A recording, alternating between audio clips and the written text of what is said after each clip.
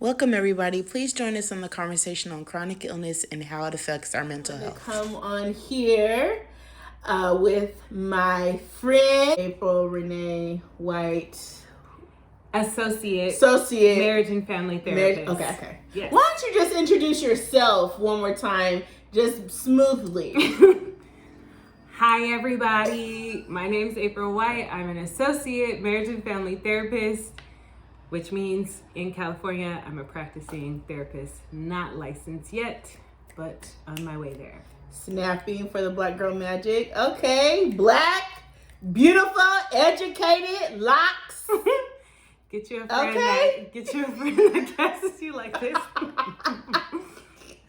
And my name is Bachelor's of Arts Brittany Johnson. I have my bachelor's in organizational management. We are not going to be able to use any of this. Also, I received my high school diploma and a preschool certificate for perfect attendance. So I'm so excited for my Black Girl Magic accomplishments, and yeah.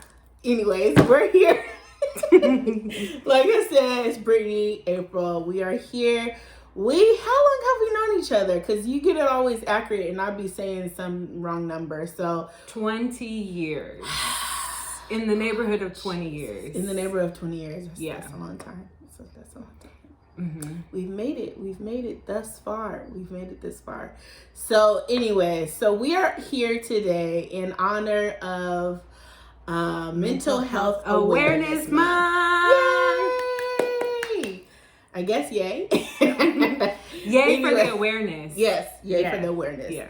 Yes, that's very true, because in the Black community, it always hasn't been accepted or realized, or people being transparent about mental health. So anyways, we wanted to get on here because I actually was looking at a post of somebody that I used to work with, and she was speaking about her mental health, and it really and actually she didn't even know, but a couple of weeks prior, I had kept thinking about in my life a couple years back where I dealt with mental health really bad.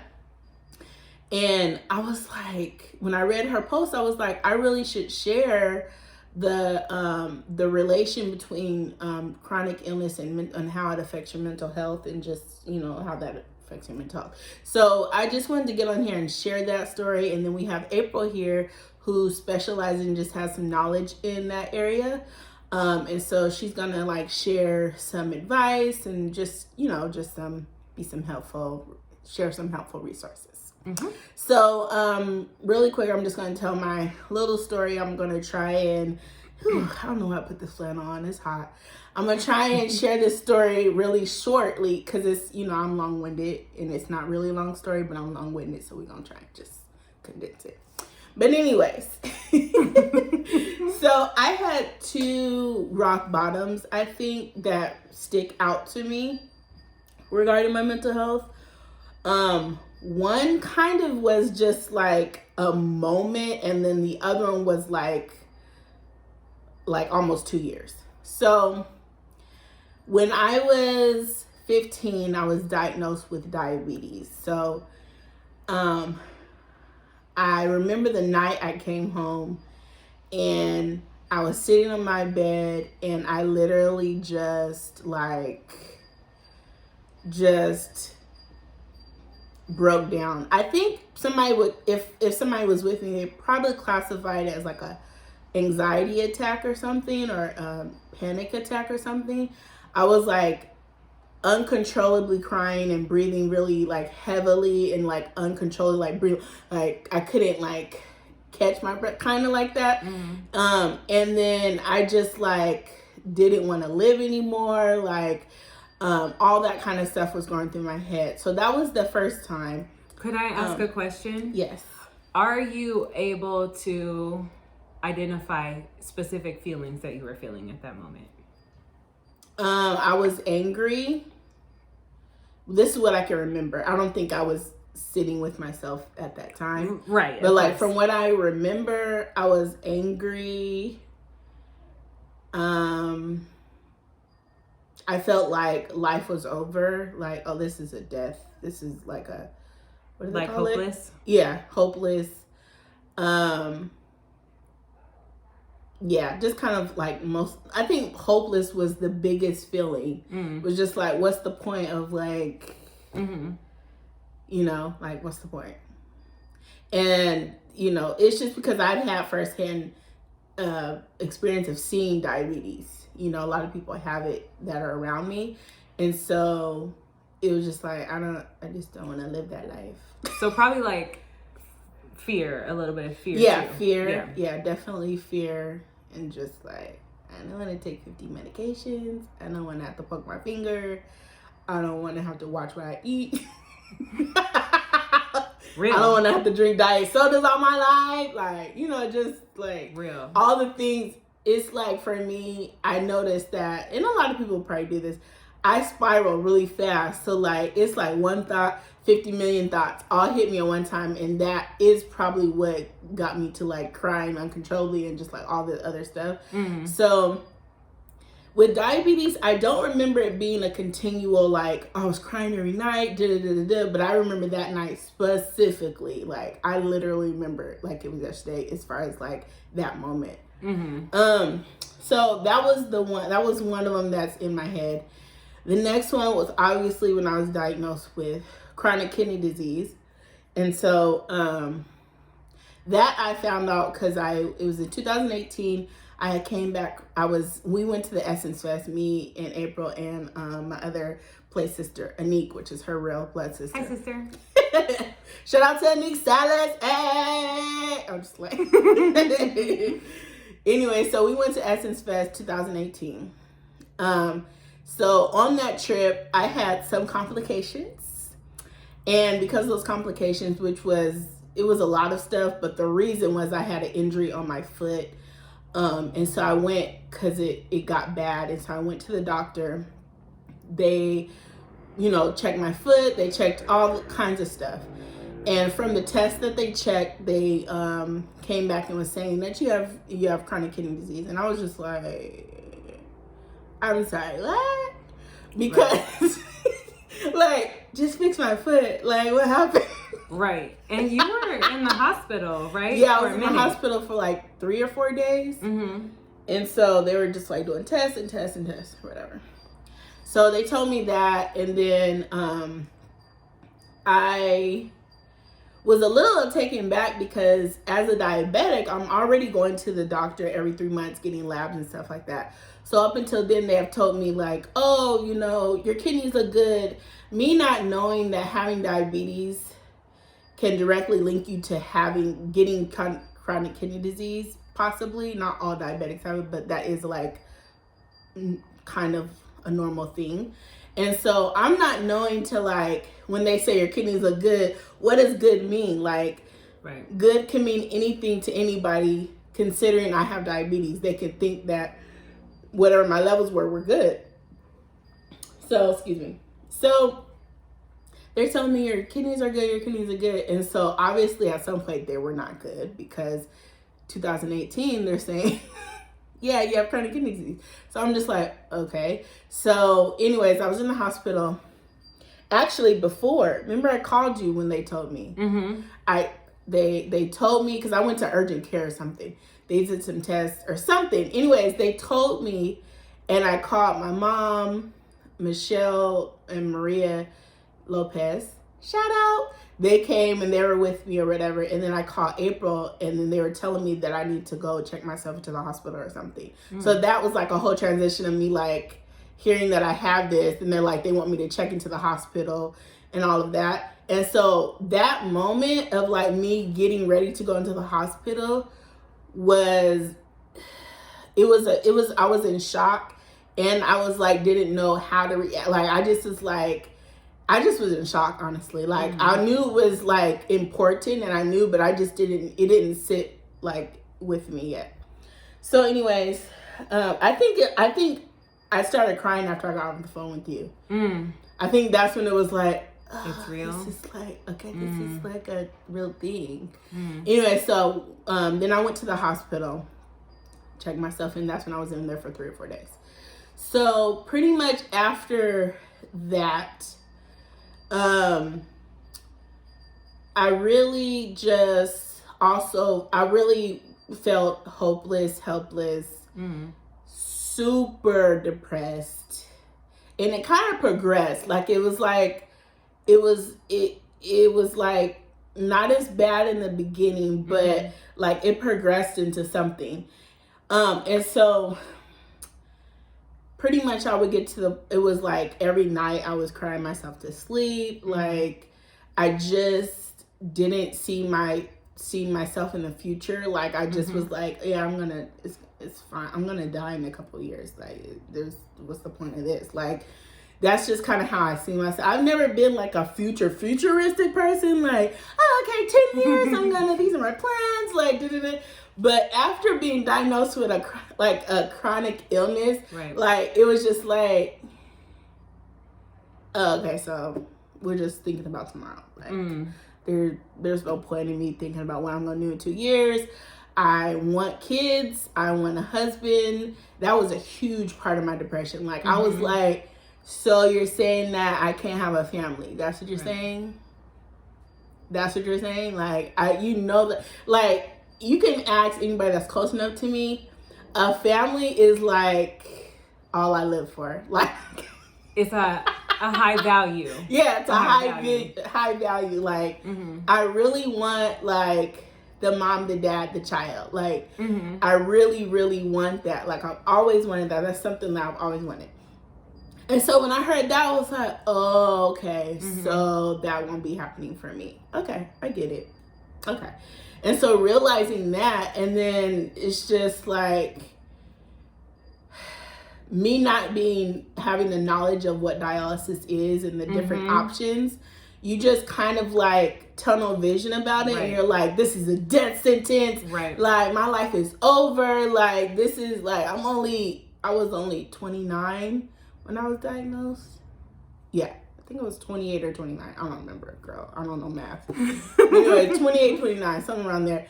And so I was just like, I'm a baby kid. Like, like I should be getting married in this age right now. Like, yeah. And it's like, and like talking with her, like, I'm just like, who wants to marry somebody that has these, like, you literally have like 4 bad health problems, major health problems. Who wants to marry anybody it feels like that? Baggage. Yeah, it feels like heavy baggage. So my husband's gonna have to be like a doctor, an in-home doctor. Like he's gonna have to take care of me. Yeah, like he's gonna have to take care of me. Like, and even having a child, like that's for surely gonna be a problem. Conceiving? No, problem. Pregnancy, like a high risk pregnancy. Pregnancy. Got it. It's for sure gonna be a high risk pregnancy. Even with just diabetes, that's a high risk pregnancy. Right. So chronic kidney disease, so it was just a lot going through my head, and I was like, okay, it's just no. So it was a lot of crying. Like I probably could count on my hand how many times I didn't cry to sleep. Within that 2-year span. Within that So this is basically 2018. Up until I started dialysis, pretty much, which was the end of May. No, yeah, my surgery was the end of May 2020. So anyways, so just a lot of crying, a lot of like anger, questioning God, like just all of that stuff, and it's like when you're a Christian and you grow up, and you believe God can do things, but you don't believe he can do it for you. Like like you know it's kind of possible, but you're like, okay, babe, he's probably just gonna like skip over. He wants me to suffer through this and then testify like 20 years from now. I get it, God. Like I don't want that testimony, Lord. I want to be able to say that. I need to have to go on dialysis. So I did suffer with that. Like just kind of like I know everybody's saying you're gonna be healed, but I just don't think that's right. I just don't It's think that's hard what God to wants for accept me. that. And you know, everybody around me, you know, I have a lot of people that are in the Christian faith. Right. And so everybody wants me to be a miracle story and stuff like that. And I'm just like, I wasn't there in my head. Like, I was just like, And I think it's okay. I want for you to talk about the fact that you already are a bubbly person, always smiling, always giggling, like bubbly. You can edit that out. You can say it. Okay, so you are always smiling, always giggling, like the bubbly brown sugar baby. Shout out to my mom. She named me that. It was awkward, Mom. So I could only imagine, like, there's a certain degree of you holding back those emotions because either you didn't want to impose on anybody else or you didn't want anybody else to pity you or whatever, or because you knew that other people couldn't handle that part of you. Right. And we talk about that all the time. Yeah. So like, yeah, exactly what she said. Like, everybody knows me of like smiling, cracking jokes, being sarcastic, just smiling all the time, laughing, whatever. But I also do that as a nervous tick and a defense mechanism and like to shield whatever I'm actually feeling. Yeah. So part of it is my personality, but part of it is like protection of like a defense. Don't know nobody get in, like to know like the real like, oh, I'm really sad. Like, I'm really sad. And actually, I've learned that a lot of people that are really goofy and funny are also very sad people. Yeah. And so it might just be a pattern or just a type of behavior. Mm-hmm.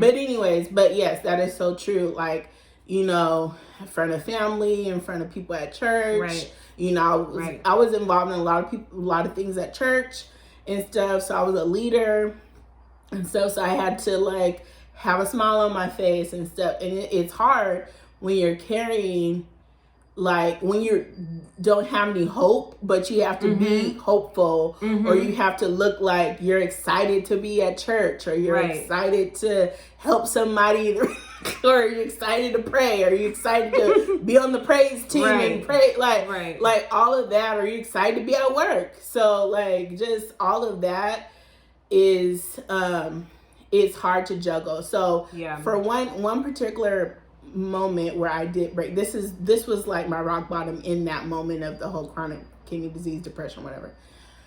So this was the peak of it. I go to work, and I had been at work, and sometimes I would go to the bathroom and cry sometimes and then come back to my desk and just finish work. And so sometimes I would do that. This particular day, I kept going to the bathroom. Like, I would go to the bathroom and cry and then come back and then have to go back to the bathroom and cry and come back. And then I kept going. And I was like, okay, I can't do this every 5 minutes. Something's going to have to happen. Right. Somebody's going to be like, right. So I was like, okay. So I come back to my desk, and I couldn't even make it to the bathroom. I was just crying at my desk. And I was like, I can't be crying on the phone. Like, I can't be crying on the phone talking to these patients. So I wrote a little Post-it note to my boss, gave it to her, and I just walked out. I didn't care if I got fired or nothing. I didn't wait for no answer. I just said, I don't remember exactly what I put, but I said something like, I'm not feeling well, I'm not having a good day, I'm leaving. And I literally gave her the Post-it and walked out. I really did not care if she fired me or not. Like, I was like, I cannot be here today. I really cannot be here today. And I was just done. Like, I was capital DONE done. Like, I was like, I'm not dealing with this right now. I'm not about to act like I'm okay. Like, I was tired of like trying to like and customer service. Nice. You have to like be on. Right. So I was like, yeah. No. So I just walked out, left, went home, and went to bed. Like, I had nothing else to give. So, and also prior to that, I was going through a lot of spiritual things too. I would talk to her about it. And this is all happening in San Diego, just for people that don't know. This is in San Diego. So I was going through a lot spiritually. Some type of things were changing for me. And so I ended up leaving the church I was going to.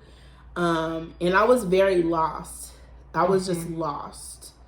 I knew something was breaking in me, where it was like God was calling for some type of change or some type of movement, because like the way the Lord deals with me, if I get super like uncomfortable, then it's almost like he's pushing me to do something or move.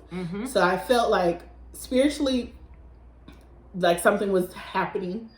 I felt lost. I was super depressed. And just, it was a lot of things going on with me emotionally. And so that day is when everything just kind of was like, and I couldn't control my emotions. And so I just went home, went to sleep, whatever. So that's just kind of my story. And I thought it was important to share that because I talk a lot about the day-to-day things and just kind of like the mechanics of dialysis, but I wanted to talk about the mental and emotional part of it and how it like really took a toll on me in the beginning. And so I'm gonna let April kind of chime in and say what she has to say. And then at the end, I'm gonna tell you where I am mentally now. Okay. So, go ahead. Well, I wanted to ask a question first. So in either of those rock bottom points, was there a point where you had any thoughts about if you weren't alive or ending your life? Where I thought that I wasn't alive? Were there any points where you thought about ending your life? Oh, yes. Yes. And the reason I asked that in such a direct way is because I think we're so afraid to like use those words. And we're so like, we might say, oh, you're hopeless. Did you think about hurting yourself? But I figured that because when people say they're hopeless, a lot of times, like sometimes that's what they're saying. And I think that it's really important to be able to ask somebody directly, like literally use those words directly. Yeah. So that was the thing that I first just wanted to say that. When you were talking, so many things came to my mind. The first was like when you talked about that spiral, like you being at rock bottom and that spiral. And I always think in my head the image of like a clown car, which is why I asked you like what specific emotions or thoughts, because it's like this clown car and then these clowns just keep piling in, and then before you know it, it just feels like a blob of something, but really it's all these little clowns in there. And so I think if you can start to like figure out that they're different things, or even think about the thoughts of like, okay, one of the thoughts I have is I'll never be able to have a partner. And then what I can do is I can challenge that in my head. Like, maybe it's possible. Maybe it's not guaranteed, but maybe it's possible. And then that's like one clown that comes out. Yeah. But a lot of times, that's what I thought about when you said spiraling, because it's like, it just feels like this wave of overwhelm. Yeah. Because all those things like, and they just like come like magnets. Like once one starts, then all of them start. So I thought about that.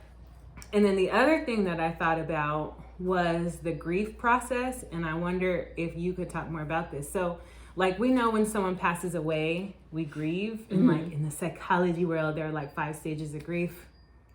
I don't know all of them. Let me see. So I think there's denial, anger, bargaining, I think like the sadness and acceptance. Just Google it. So we think about that when we lose somebody, like physically lose somebody, but it's the same thing with a chronic disease. Like you have to grieve who you were a year ago. You have to grieve who you thought you would become. Right. And so you still have to go through all of these stages. You go through denial, you go through the anger, you go through bargaining, like, okay, what if I did this, or what if this happened, or what if I do this, or whatever. And then, you get angry. You get angry because the world is still turning. Right. Other people are still living their lives. People are going about their day and didn't have to do dialysis last night. Right. Like, people can just pop up in the morning and just live their life. Like, they don't have to like do a machine and do all this stuff. And so you have to go through those phases. So I guess my question would be like, did you have to go through a grief process either with the diabetes or with the chronic kidney disease, or both? I don't remember the diabetes, because at this point, I just remember that part of me like falling apart that day. I never thought about me progressing in that way as far as grievance for the chronic kidney disease. I think I didn't accept it until I was getting the surgery. Like, it's like somebody telling you, I don't know, I've never had cancer, I don't know how it works, but it's like somebody telling you have cancer, but you're not seeing any of the symptoms, like you're not seeing any of the manifestation of it. So it's like, okay, I have cancer, they're telling me I have cancer, like, okay, like, obviously you have some type of emotional reaction because it's like, well, the tests say I have cancer, like, so you're sad, but like accepting it, like, it's like I didn't accept it until like, okay, I'm going to surgery. Yeah.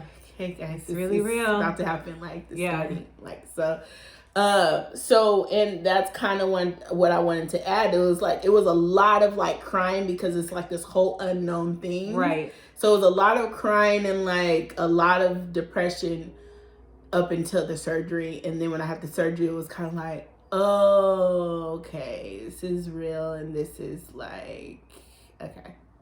So I have it. Yeah, I have it. So I really do have it. Yeah. This is the next step. So I will say, I think that's when I like, it really set with me and like, I like, okay, this is it. This is my life now. Right. This is really happening. Because up until then, it was just diet change. Like prior to the surgery, it was just like, okay, you need to watch this, you need to watch this. So I would say that's when I accepted. What was another one? The other stages? Yeah, what was another stage? So there's denial, there's bargaining, denial part. anger. And I think one of them is just like the sadness part of it, I think. Yeah, sadness and anger was all in the beginning. I don't ever think I had denial. Well, potentially some of the denial could have been before the surgery. Oh, like me not seeing signs and stuff? Yeah, like you just continuing to live your life and just kind of like, like I'm just gonna like do this. Yeah, it might have been some denial with like diabetes as far as like not wanting to like keep track of it and not wanting to, because diabetes is not really in your face if it's like, you know, it's a lot of watching your sugar, you know, like it's not really a like dialysis where it's like I have to do this every day or you know, like you got to watch your sugar with diabetes. I mean, there's other things, but like it's not in your face. Like you could probably live a couple of days with eating sugary stuff. You know, like it's just different. So, so maybe denial in that way. Yeah. Anger and sadness definitely was in the beginning. Acceptance right around the surgery time and just starting the whole dialysis process. And then there was one more. Sorry. We should have wrote it down. Denial, bargaining. Oh. Bargaining. We're gonna have to edit this out. No. Denial, bargaining, anger. I think the sadness and acceptance. Okay. Yeah. So I don't know about bargaining. So, and the other thing I was going to say is the thing about grief is you go through those phases, but it's not like you go to all of them and land at acceptance, because even when you're at acceptance, like you now are like, this is my lifestyle, this is who I am. Like, I know that there have been times when you've gone on dates. Sorry to put you out there, but like that's part of your reality. Okay, like, and we still talk about a future, and it's not out of the realm of possibility. But then there's still maybe times where something will happen, and it'll bring you back to anger, or it'll bring you back to denial, or whatever the case. Like that's the thing about grief is you kind of go through the phases, cycles. And then you can get triggered, and then you're back to one of them or whatever, or it cycles through, or on the anniversary of something, and it's like, okay, well now I'm back to the sadness. That's true. Yeah.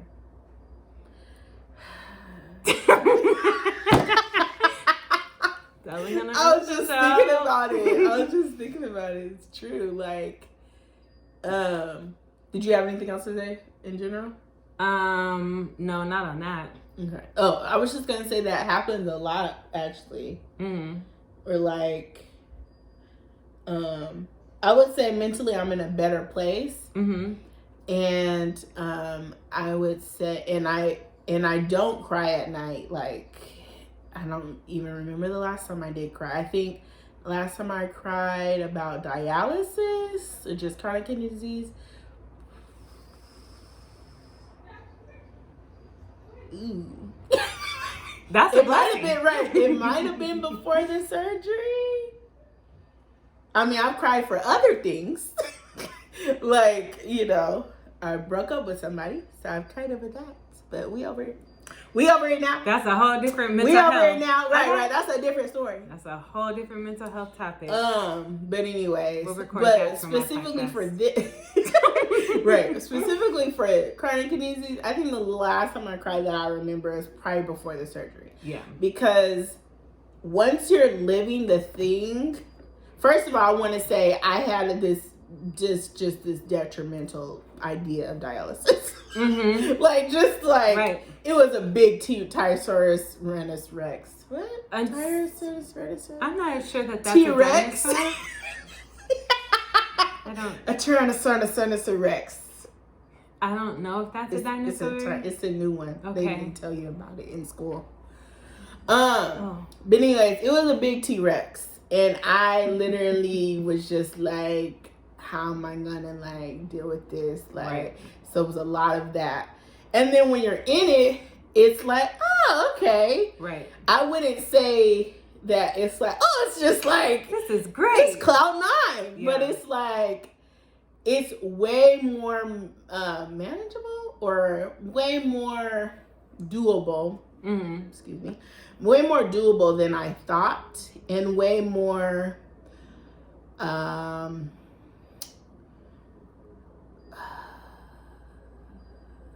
complimentary, cohesive. Uh-huh. I don't know the word I'm looking for. Way more this. Yeah, way more this with Than my you thought. life. Like with their life. Okay. I don't know. I feel Like like you can integrate it more? integrated. Okay. Way more Yeah. integrated Yeah. than I thought. You know, I really thought it was just going to be like, I can't do nothing. Right. Like, Right. blah, blah, blah. I'm going to just be a fragile old lady. Like, I'm going to need somebody to live with me. All this stuff.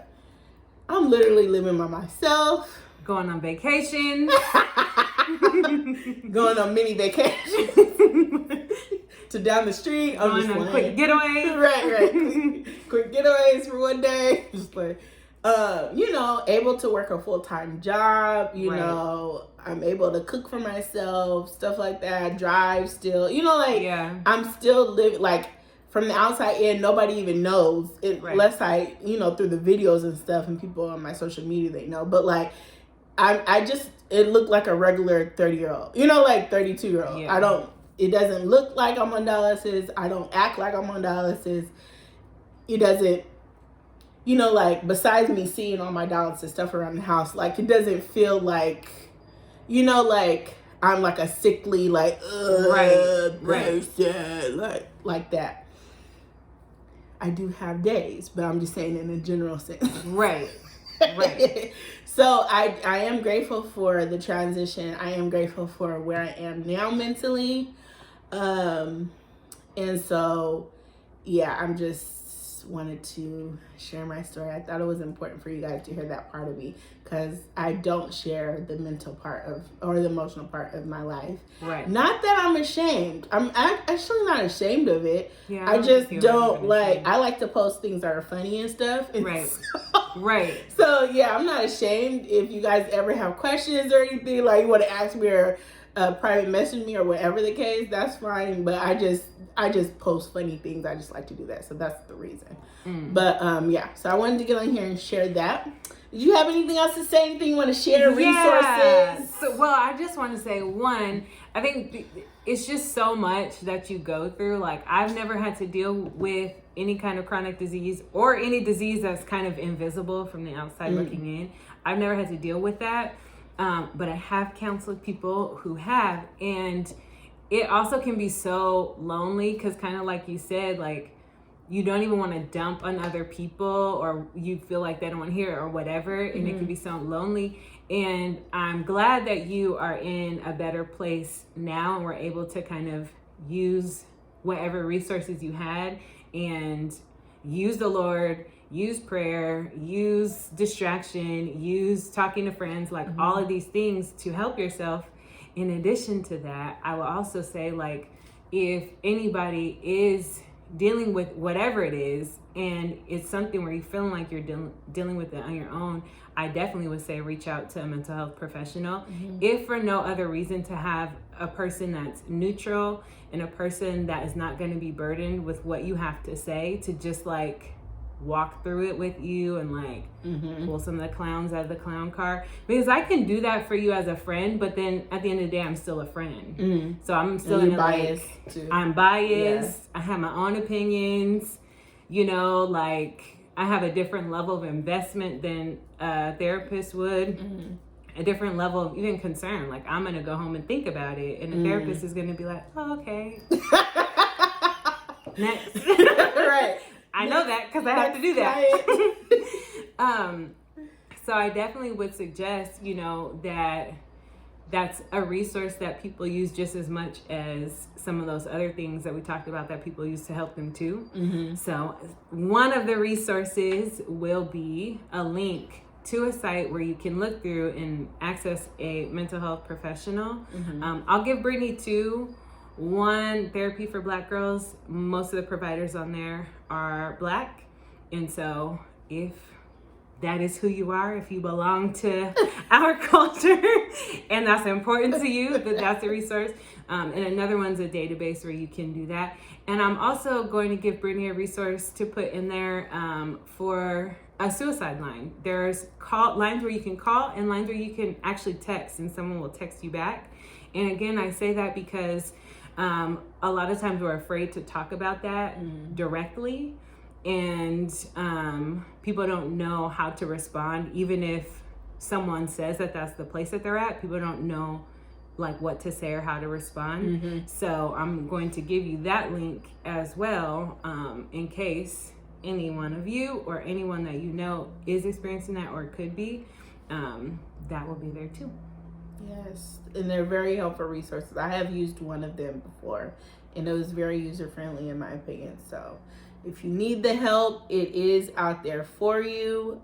I'm going to get back on the track with a therapist. I have tried several times.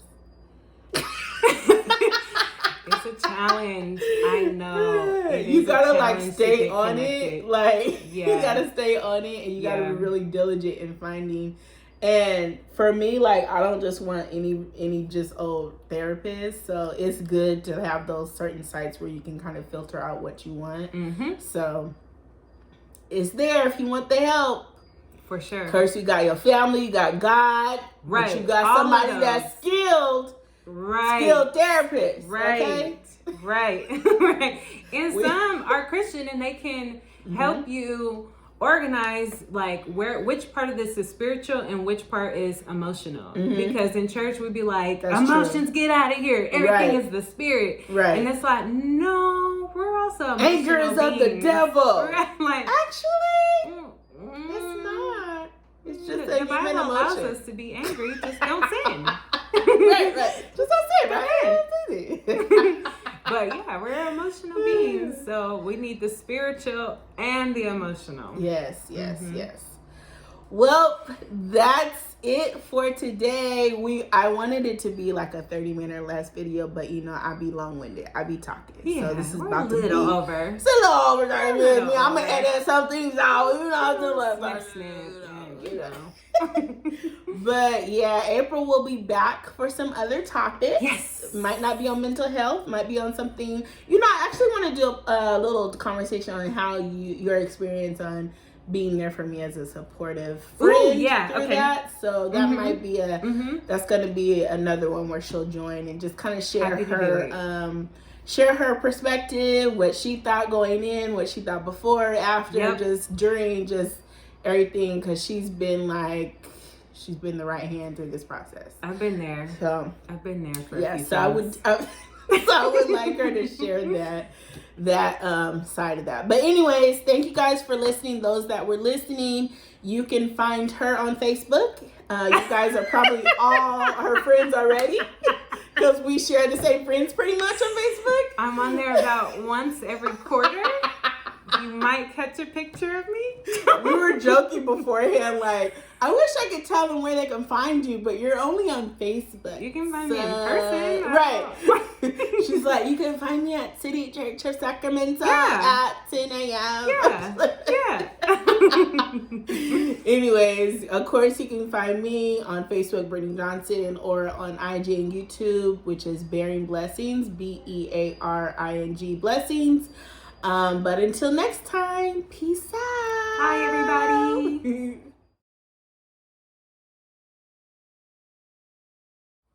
Hi, my name is Brittany. I'm looking at the wrong thing. Hi, everybody. I'm sorry. I thought I was ready. Okay. You don't have to stop me because you can just edit it. Okay. Hey, everybody. Okay, let me turn my phone down. Okay. We in a church service. You ain't supposed to have your phone on. I'm just playing. All right. I'm not going to smile, and I'm not going to look at myself. I'm going to look at you. Okay, ready. Okay. We're starting right now. Okay, I'm ready now. Anyways, hey, everybody. Dr. April Renee White. Oh. Associate marriage and family therapist. Associate Dr. April Renee White. I don't want to false advertise. We can cut that part out. Okay. Right. This is